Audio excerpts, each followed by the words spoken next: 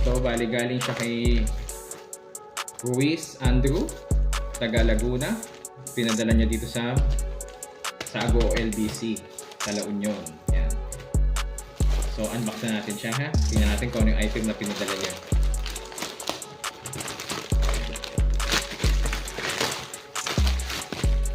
Kitang-kita natin, sealed na sealed.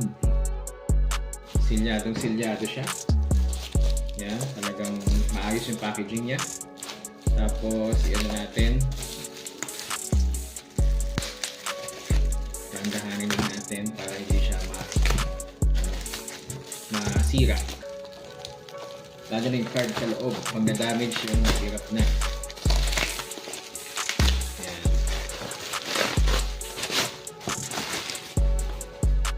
Yan, may nakalagay pa na kaya nilagyan ng sticker. Yan.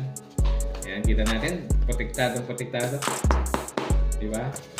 Pag nagbiyahe siya. Ayan. May casing na sa unahan. May casing pa sa pangalawa. Tapos, may casing pa sa pangatlo. Ito na. May bubble wrap. Bubble wrap po ang tawag dito sa ganitong papel na to. Pwede nyo paputukin yan. Ayan o. Yan yung mga nilalago dati pag nag-unpackaging ng mga Ayan yung niya. Hindi lang pala 3 times, 4 times protection pa. Mayroon pa pala sa loob. Bakit to si Ruiz? Napakagaling mag-package. Shout out kay Mr. Ruiz. Yan. Ng Laguna. Yan yung packaging niya. Tingnan natin kung sinong player ito. Oy!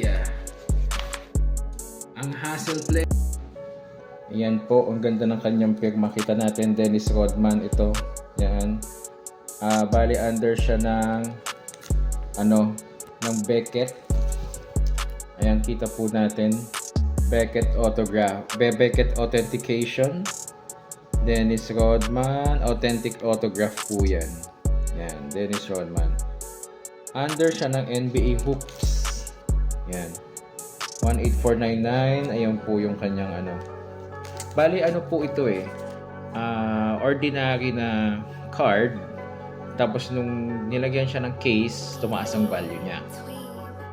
Yun po yung kanyang kanyang parang notation, siguro annotation, parang ganun.